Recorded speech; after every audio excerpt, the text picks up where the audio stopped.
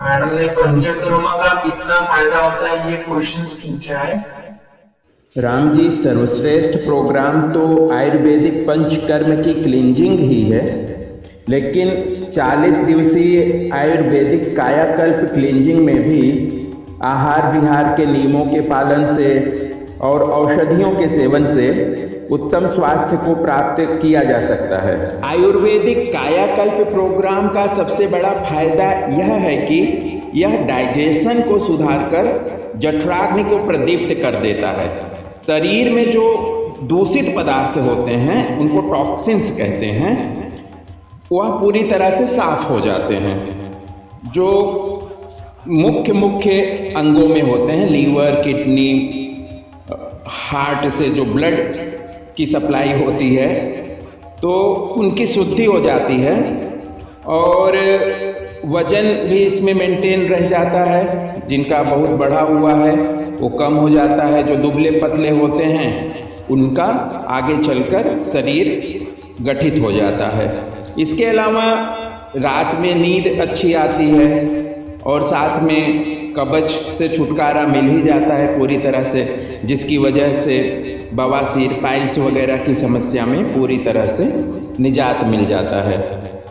तो आंतों का स्वास्थ्य बहुत ही महत्वपूर्ण है और जैसा कि हमने कहा कि सर्वश्रेष्ठ प्रोग्राम आयुर्वेदिक पंचकर्म ही है और जिन लोगों को सुविधा ना हो वे कायाकल्प प्रोग्राम से जुड़ सकते हैं। सदियों से हमारे आयुर्वेद ने आंतों को साफ करने, शरीर के अन्य सिस्टम्स को साफ करने और प्रतिरक्षा प्रणाली, प्रतिकारक शक्ति को मजबूत करने की चिकित्सा को ही महत्वपूर्ण माना है। और अब मेडिकल साइंस की नई खोजों में यह पाया गया है कि जो शारीरिक मानसिक स्वास्थ्य के लिए प्रमुख रसायन होते हैं, हार्मोन्स जिनको कहते हैं, उनका उत्पादन मुख्य रूप से आंत में होता है। सेरोटोनिन, ऑक्सीटोसिन, एंडोर्फिन, डोपामाइन वगैरह रसायन ही शरीर के स्वास्थ्य में मुख्य भूमिका निभाते हैं। तो आप लोग ऐसा निष्कर्ष कर सकते हैं कि इम्यून सिस्टम, प्रतिरक्षा प्रणाली का लगभग 80% हिस्सा आंत में होता है और शरीर का अधिकांश सेरोटोनिन वहीं निर्मित होता है।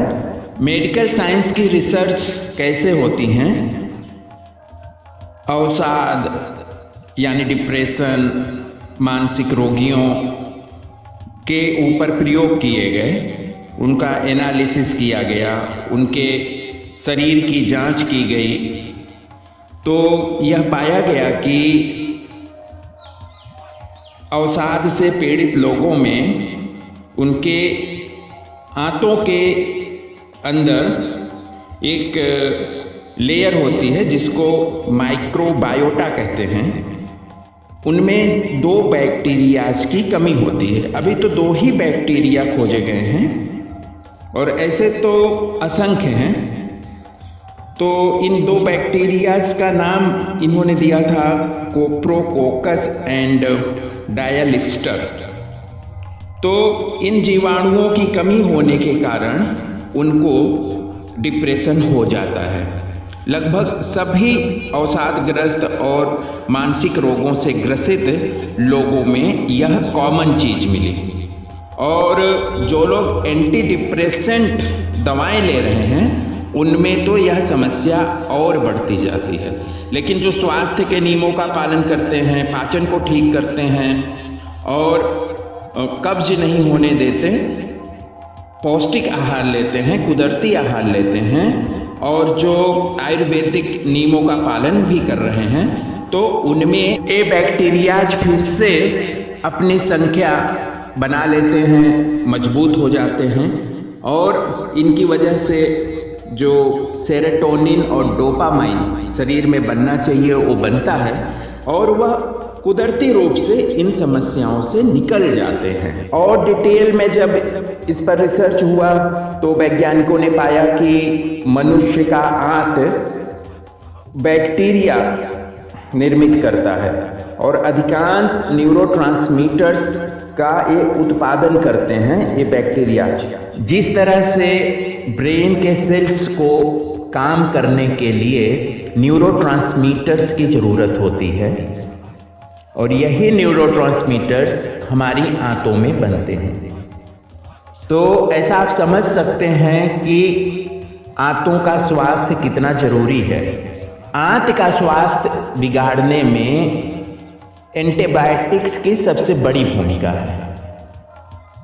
एंटीबायोटिक्स हम छोटे इन्फेक्शन, वायरल, जुकाम या कुछ भी हो, कुछ नहीं तो पैरासीटामोल बहुत कॉमन, तो यह आंतों में जो इस तरह के बैक्टीरिया जो आपके शरीर के लिए स्वस्थ रसायन बना रहे हैं वो भी कमजोर हो जाते हैं, मर जाते हैं, खत्म हो जाते हैं।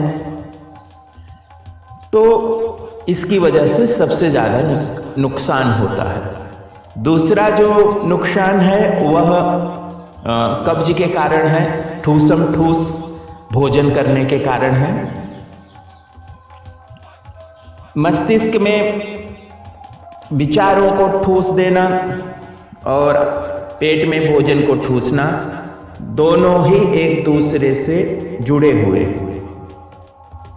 मस्तिष्क के विचार पाचन और आंतों को नुकसान पहुंचा रहे हैं और इस तरह से पेट में जो हम ठूसते हैं वो हमारे मस्तिष्क में अवसाद, अनिद्रा, बेचैनी वगैरह मानसिक रोगों को जन्म देते जाते हैं और जो आगे बढ़कर हमारे पूरे जीवन को प्रभावित कर देते हैं।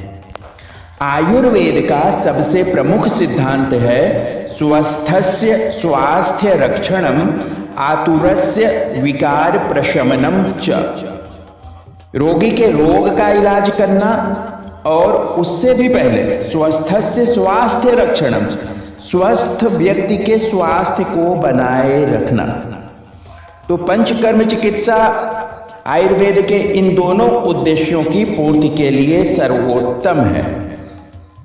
आप वर्ष में एक बार यदि पंचकर्म चिकित्सा कराते हैं तो आपका शरीर पूरी तरह से मजबूत बन जाता है। उसमें बीमारियों से, परिस्थितियों से लड़ने के लिए एक प्रतिकारक शक्ति का जन्म हो जाता है। इसीलिए सिर्फ शारीरिक रोग की ही नहीं बल्कि मानसिक रोगों की चिकित्सा के लिए भी पंचकर्म को श्रेष्ठ चिकित्सा माना गया है। गुजराती और हिंदी दोनों को मिला के मैं बताता हूं। तो पंचकर्मનો उपयोग शरीરના શુદ્ધિકરણ અને કાયાકલ્પ માટે થાય છે।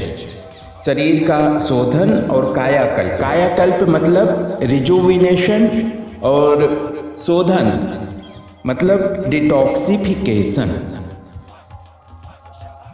આ બે પ્રક્રિયાથી પુનર્જીવન શરીરને આપવામાં આવે છે। पंचकर्म में 3 शारीरिक दोष वात, पित्त और कफ को सामान्य अवस्था में लाया जाता है और शरीर से इन्हें जो इनके दोष हैं उनको बाहर किया जाता है। शरीर के विभिन्न अंगों और रक्त को दूषित करने वाले अलग अलग रासायनिक और विषैले तत्वों को शरीर से बाहर निकालने के लिए विभिन्न प्रकार की प्रक्रियाएं आयुर्वेद में प्रयोग में लाई जाती हैं और इन्हीं को 5 प्रधान कर्म कहा जाता है। આ વિધિઓમાં શરીરમાં રહેલા ઝેરી તત્વો, હાનિકારક પદાર્થોને દૂર કરીને શરીરને શુદ્ધ કરવામાં આવે છે। આ રીતે રોગ પણ મટી જાય છે। તે શરીરના શુદ્ધિકરણની પ્રક્રિયા છે જે સ્વસ્થ મનુષ્ય માટે પણ ફાયદાકારક છે। एक उदाहरण थोड़े दिवस पूर्व का ही है। एक मानसिक रोगी 5-6 वर्षों से एंटी डिप्रेसेंट टैबलेट्स के ऊपर था। अगर वो ना दी जाए तो वह विक्षिप्त हो जाता था, पागलों जैसा बर्ताव करने लगता था। और हमारी जब आहार और औषधि की चर्या शुरू हुई तो फर्स्ट दिन से ही औषधियाँ काम करने लगीं और फर्स्ट डे से ही उसकी जो एलोपैथी मेडिसिन थी वो बंद करा दी गई। लेकिन फिर भी जो लक्षण दिखाई दे रहे थे, 10 दिन बीतने के बाद फिर हमने उनको एक पंचकर्म का जो सेशन कराया, उसके बाद से उनकी पूरी स्थिति पूरी तरह से पलट गई। इसी को नाम हम कायाकल्प कहते हैं, क्योंकि पहले ही उनके नाड़ी में जो दोष दिख रहा था वह लीवर यकृतगत दोष दिख रहा था। उसमें कुछ भी जहरी पदार्थों का अपशिष्ट वहां पे रह गया था और वह निकल गया और वह उससे मुक्त हो गए। 10 दिन के बाद क्यों कराया? जैसा हमने कहा कि आंतों में न्यूरोट्रांसमीटर्स का निर्माण हो रहा है, तो जो आंतों की 10 दिन में शुद्धि हुई उससे सेरोटोनिन एंड डोपामाइन उनका लेवल शरीर में प्राकृतिक रूप से होने लगा। आर्टिफिशियल ढंग से मेडिसिन लेने में वो बात नहीं होती। आप पार्किंसंस को रोगी को जो डोपामाइन का डोज दिया जाता है उसमें उसके जीवन में कोई उत्साह नहीं रहता है, लेकिन जो प्राकृतिक रूप से बनता है यही आपके जीवन में एकाग्रता, उत्साह और कुछ भी अचीव कर लेने के लिए मुख्य प्रेरक होता है।